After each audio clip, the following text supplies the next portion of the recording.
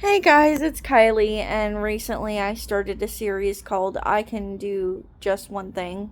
And it's basically about how I can do just one thing, and that can be enough for days when, my conditions are too much or on average of what I'm able to do so that I can help myself. So today I did like the Walmart bags and I put them away, and that's gonna be used, my caregiver's gonna use them for wax that I want to dispose of, so I'm gonna do that. But, anyways, in honor of this new series, I wanted to talk about some differences between depression and laziness because I do feel like there are a lot of people that are confused on the internet about what qualifies a person as having depression versus being lazy. I'm not going to be the person that says laziness doesn't exist because it so does. It exists. And I know it exists because if you're really getting treatment for depression, anxiety, or any other mental health condition, the number one thing that if you have a good doctor, that they're going to say to you is, what have you done for yourself today? What have you done since you woke up? Have you been just sitting around staring at the floor? That's probably not healthy. You need a hobby. And they will say something like this because they're trying to be good doctors and they care about people. So they will say, go for a run. Go get some outside time. Go get something to eat. Go drink some water. Maybe go to work if you have a job. But see, the thing is that depression, the doctors will work with you on depression. They will. Because they want you not to feel depressed. Because the goal of depression therapy is to make it to where people don't have to be depressed and they can do things like go to work and earn a living and pay their bills and things like that. Now, this is the difference between depression and laziness. If you're depressed clinically and you go in and you're able to fill out a questionnaire and you say all the things on the questionnaire, you talk about, doing all that, and you fill it out to their standards. Each state has one, and they come back and they say you have depression. Then that's depression. You have to fill out questionnaires and you have to get certain scores on certain tests to be considered depressed. There are a lot of people I know that can't afford a formal diagnosis, and that's okay, but depression is not, hey, I am sad because I dropped my ice cream. It's, hey, I'm so sad that I don't want to be here anymore. That kind of thing. And in order for you to get help for that kind of thing, employers often request to see progress, like written progress. You also have to, when you go to get treatment for depression in a psychiatric hospital, you have to do all the groups in a psychiatric hospital that they offer. You don't really get to skip groups and say, I'm just going to nap all the time, and they just go, cool, that's awesome. Nap all the time. No, you get to nap for a little while, but you only get to nap if your medications are the thing making you sleepy. If it's not, and you just say, just shut all the windows and I just want to sleep and I don't want to do anything, they're not going to allow you to do that. They didn't allow anybody to do that where I went, where they were just like, hey, you get to sleep all day. No, you had to go to group. You had to go to group even when you were tired as hell. But the reason why they do that is so that you learn coping skills to deal with your depression so that you don't have to come back and, learn these skills. Because for most people, they can only afford to go to the hospital one time unless it's being paid for by somebody else. So that is what makes depression clinical, because they're not just going to admit somebody to the hospital for laziness. They're not just going to be like, okay, well, I just don't want to do something. I just don't want to work. Therefore, I get to come to treatment. Hospitals do intake interviews where they assess, have you been on any medications? Is there a history in your family of depression, of anxiety, of any mental disorders? They do a lengthy admission process to make sure that the people who have depression actually have depression. Because they're not just going to let you walk through the door and say, oh, I don't want to work, therefore I get to go to the hospital. It's not like that. So depression, they will, but you have to fill out a medical questionnaire that they want to know the cause of your depression. They want to know how you're managing your depression. They want to know if anybody in your family has had depression and what kind of medications they take. They want to know, if I were to let you leave the hospital, are you going to keep yourself safe? They want to know those kinds of things. And, they're not going to be just like, oh, you can come here and never work again. It's not like that. Facilities are short term to make sure that a person who is depressed isn't always depressed.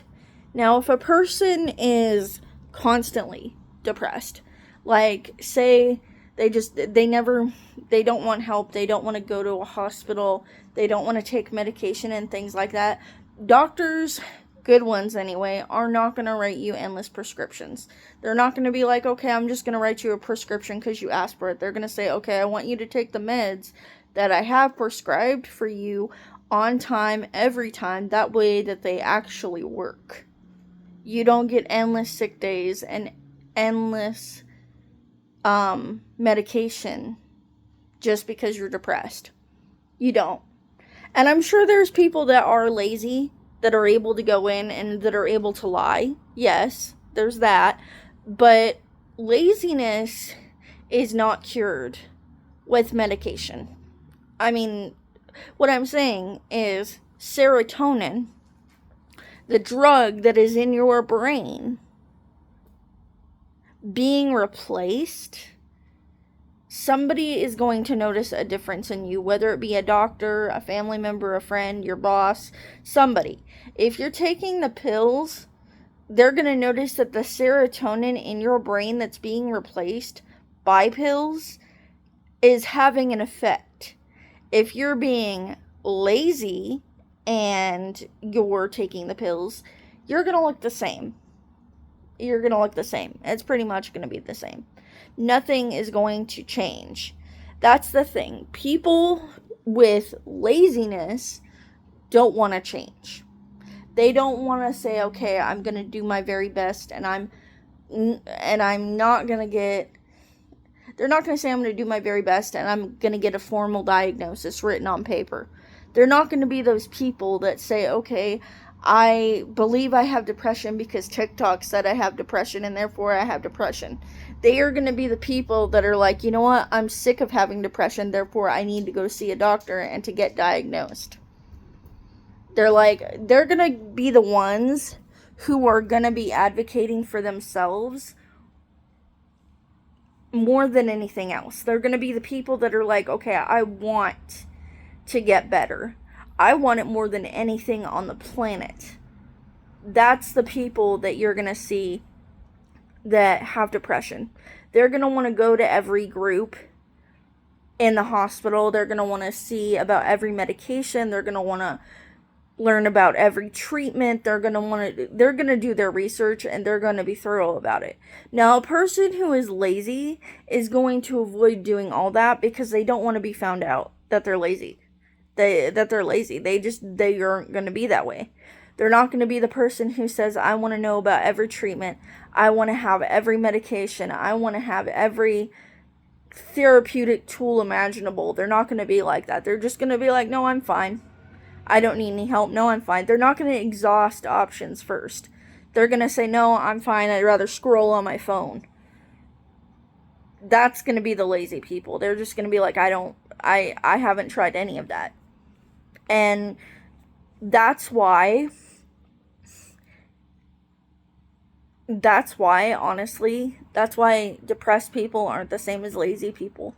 Because depressed people try with everything in them to be able to get tasks done and to be able to put energy and love and hope into their relationships, their careers, their families, everything.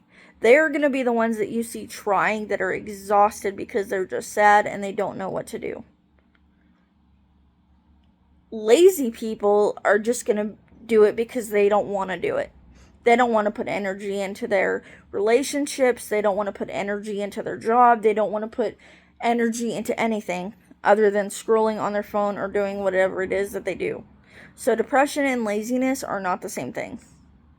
Depression is diagnosable by a doctor. Laziness is not. So, for those wondering why the process is so rigorous to get diagnosed with these things, it's because of the fact that they want to make sure somebody's not being lazy. They want to make sure that somebody is in fact depressed and does in fact need these medications and things like that.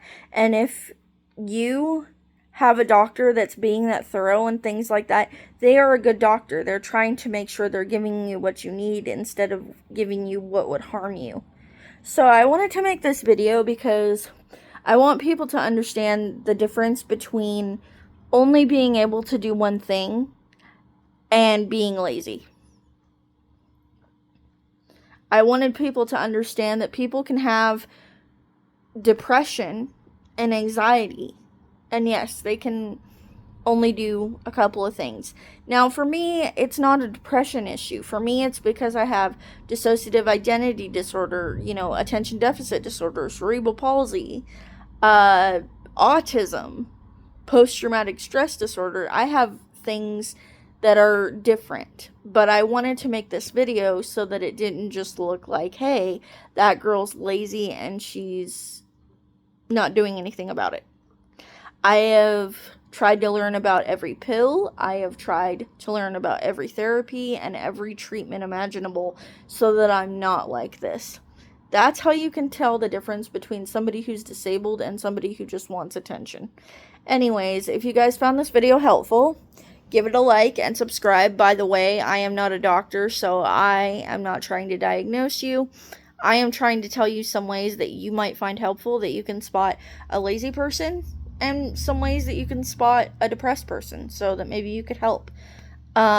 Anyways, I love you guys, and I hope that you will subscribe to my channel for more, but that's just my little explanation.